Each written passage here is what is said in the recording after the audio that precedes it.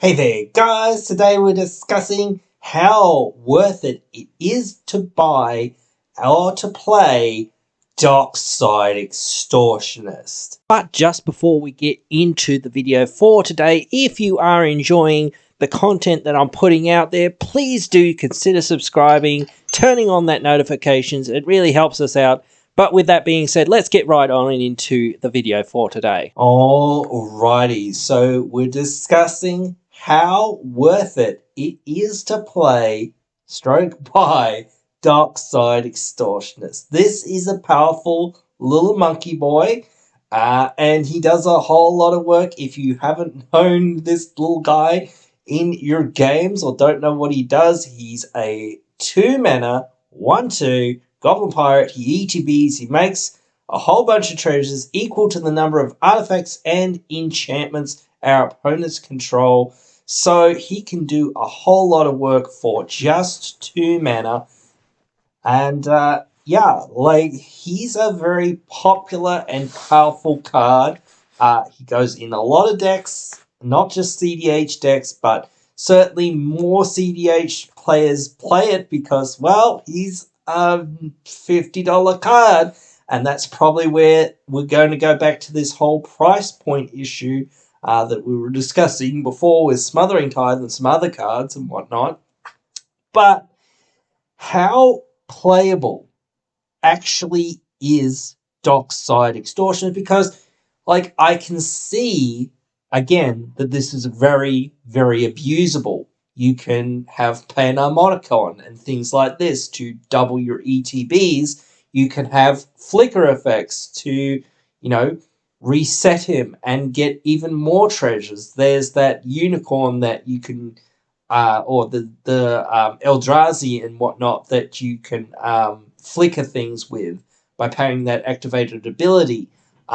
You can do all kinds of things. You can recur it from your graveyard and return it with reanimation and things like that. So, and you can just keep, bouncing it and flickering it if you have the right combination of cards and whatnot. So it can be easily abusable in that regard. So it is even more powerful in that regard when you can, constantly reuse it and you start netting more and more and more mana each time. So if you essentially, pay this for 2 and then you get 5 mana out of it, and then you activate a flicker effect for, 4 mana or whatever or less, and you can keep doing that flickering effect in essence, then you can basically go infinite because, well, you'll net 1 mana each time you're doing this, and you eventually just do this as many times as you want, and then just get infinite mana, and then you can just play your entire hand. And if you have any kind of card draw that actually gets you real gas, you can basically play your entire deck. So there's certainly that, and basically if you have your entire deck and you have infinite mana, you should be able to win from there. So it certainly is incredibly powerful. But is that the only thing, is that the only real thing that you can do with it, in a sense? Because that certainly is extremely playable. And, again, I'll get back to this, money price point value. Even though it's being reprinted, I know that, and it might go down a fair bit, but it's such an in-demand card from a lot of players, so that it probably will settle back up eventually fairly quickly. So it's just one of those things where you've got to look, again, and I'll say this just about for any card in any deck, that you have to look at your deck and what your deck is doing. Can you really abuse this, or what can you really do with this? Or why is it so necessary for your specific strategy? Are you in Goblin Tribal? Are you in Pirate Tribal? Do you need something to make you some extra mana? If you're one of the players that, hey, I'm going before or after my other 2 or 3 opponents, hey, well, if they're not in green, or maybe even if they are in green and for some reason they're playing Mana Rocks, because everyone apparently plays Mana Rocks in green, which I still don't understand, and things like that. But I get Sol Ring, but I don't play that, but whatever. That's different. I understand why people are playing it, at least. But still, like, if they have those mana rocks out there, or even if they have those random enchantments out there, you're going to be like, oh, okay, cool. Early game, I get, more mana for my buck here that I'm casting. And then I will be able to get ahead next turn and, start that train rolling, like, am I in mono red? Or am I in Boros? Like, again, do I really need the help? Essentially, where, hey, any advantage is good advantage because, hey, I might as well take it. Because, hey, I'm in mono red or I'm in Boros and I really need the help. Hey, do I really care about treasures or whatnot or something else? Do I really care about artifacts? Do I really care about ETBs and things like this? Do I really care about recursion from my graveyard? Can I sack this thing and then bring it back and things like that? So, like, there's all those things, like, like, there's so many little things that you, like, it might change your entire deck strategy if you suddenly put this card in, because you go, well, I might as well play it again and play it again and play it again because I'll just get so much value out of it. And even if I don't go infinite with it, it still might just be worth it just for that one off. But how consistent is it? Because again, it's one of those cards that's in the 99, but of course, it's just like, well, it doesn't matter how consistent it is to a degree, because it's just like, even if I don't have it every game and every time and every turn or whatever, on those early turns, it's still so good when I do get it. It's like, again, Sol Ring, which is why, again, I know it's so heavily played, it's so good almost no matter what for most part, that it's just like, well, might as well. It's there. And even if I can't really do anything with the mana right now, eventually I'll draw something, maybe, hopefully, unless I'm dead or whatever. But at least I'm trying to do the thing that, in theory, that I should be doing, which is trying to get this game rolling for myself and get ahead, get out there, do the things that I need to do to, achieve that victory, So it is tough to assess that with any and every card to a degree, because we do want to just assess these cards that are, well, like, so and in CDH, again, it's probably a completely different argument, because it's just like, well, it's so good that it's just like, well, there's no arguments to be made. And again, at any deck that could really utilize this, I would say that there's definitely no argument to be made. And certainly any deck that even is in the right colors, perhaps, and could use it and still could get any kind of value out of it, even in the most mediocre sense. It's like, oh, okay, I only got it once, but it still gave me all this treasure. I didn't get anything else from that, but that was it. Like, even then, it seems like a card that you should really consider. And it's just that's always one of those things with these, like, stapley cards. You almost always have to kind of try to consider them, but the price point hurts it so much, especially for newer, younger, less enfranchised players or less invested players.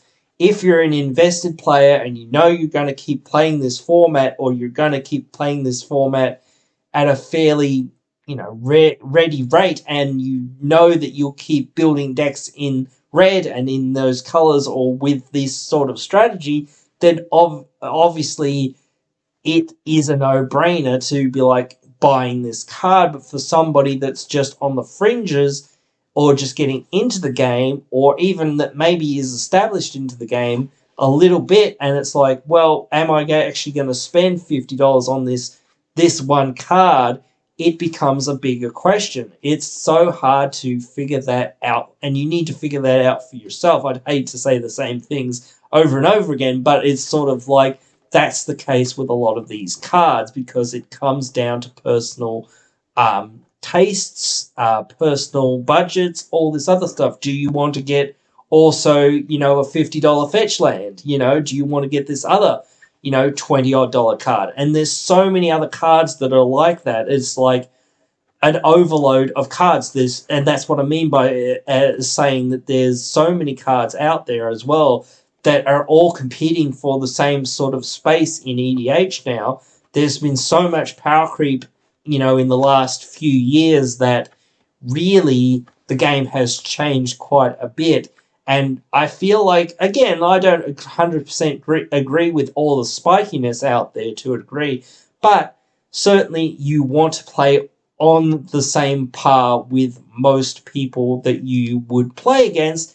And, maybe you need to have that discussion with your play group if you don't want to play at that more spiky level. Or if you say, hey, guys, we can play at that spiky level sometimes and say, hey, can we just pull out some more medium decks and just have some fun or whatever? Sometimes, like that. That's one of those things too that I feel like people need to sort of reel people back in, and I might need to do that too a bit more. I really need to, voice that out there a bit more with people sometimes and say, hey, come on, guys, like what's going on here? Like, do we have to play this game every single time or whatnot where, you've got dockside and you've got dockside and you've got dockside, everyone's got a dockside but me, but somehow suddenly I'm the threat or something. I don't understand. But yet you've all got the docksides. I don't understand. So or whatever it is. So, but it's just one of those funny things because, like, again, it's only one of those things. This would actually pair really well with Professional Facebreaker because, again, if you have all this mana and kind of nothing to do with it, well, just sacrifice all of these treasures to exile the top cards of your library, and eventually you'll find something, hopefully. So that's a really powerful card to really use it with. But again, there's so many other powerful cards that you can use this with. So again, it's just one of those things where it's like, well, a tough call to make. I don't have specifically any decks that I would consider it super duper for. I've got Omnath, which potentially it could go in, and I've got my 5-color deck, which potentially, in a sense, it could go in because those are in the right colors, so that is in theory feasible, at least. But my 5-color deck is all female tribal, so this is a goblin, this is a pirate, and I'm pretty sure he's a dude there, the little dockside. So I don't think it fits in there because I'm trying to build on a heavy restriction. And with my Omnath deck, well, do I really actually need it? So in that deck, maybe I could use it. Yeah, sure. And maybe get some value out of it. But again, I'm in green, so do I really need it? And that's where I kind of get on that train of, again, am I in a color that ramps already really pretty darn well? And do I really need it? Does it actually help me in any way with the actual strategy of the deck? Because the deck's idea is to get the commander out, make 4 mana, start casting, 8 drops, 9 drops, 10 drops, and all this big, bad, scary stuff. And certainly it could help with that kind of thing, and it could also help get the commander out. But again, I just don't know. It's just a very tough call to make, and especially for a $50 card. And maybe that's a card that I perhaps need to look at and perhaps need to rethink and perhaps need to go, well, where could it fit and what could I put in or what could I take out for it and how good would it be for me? Even if it's just a one-off, I do have Sun Titans, some other things to get it back perhaps if I really, really wanted to. But would there be better options? Because again, who knows? I don't know. But again, like, that's just me, and I'm assessing it for my decks, trying to help you guys assess it for your decks, because you've got to look at your deck and go, okay, well, does my deck care about this? Does my deck care about that, as I sort of said before, and just make those calls based on, what you know and what you feel in your deck, and say, hey, maybe it is worth thinking about, but do I want to lay out $50 for this card? If you happen to be lucky enough to be opening some double masters and pull one of these things, then hey, there's a dockside for you, and maybe you should use it or maybe you shouldn't use it. And again, that becomes like, again, back to the playability. It is super playable in many different strategies, and even in the most strategies that it doesn't even be super playable, it is still really at least decently good. So it's just like, well, maybe I should just toss it in there and just see how I go. And no matter what, it might give me some value, even if it isn't like the most synergistic or the most optimal card in my deck. So it's just one of those things that a lot of these cards fall into these strategies or into these categories of they're super good for the most part, no matter what. So it is always worth trying to assess them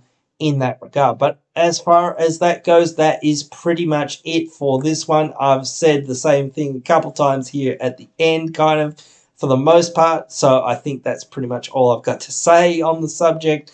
But you guys, again, can tell me what you guys think. Write your thoughts down there in the comments below. I love to hear from you guys, and I will respond to any and all comments that I can. Um, and yeah, I'd love to hear what you guys have to say about this. Suggest me other cards, whatever. I will love to hear any and all feedback, as long as you're all cordial and decent in there. I know some people aren't, but that's why Facebook bans people, or not bans people, but bans comments and things like that. So do be careful with what you say sometimes, because again, YouTube will ban the comments and things like that. So do be careful down there. But anyway, guys, as far as that goes, I hope to see you down there in the comments. But if I don't, I'll see you in the next one.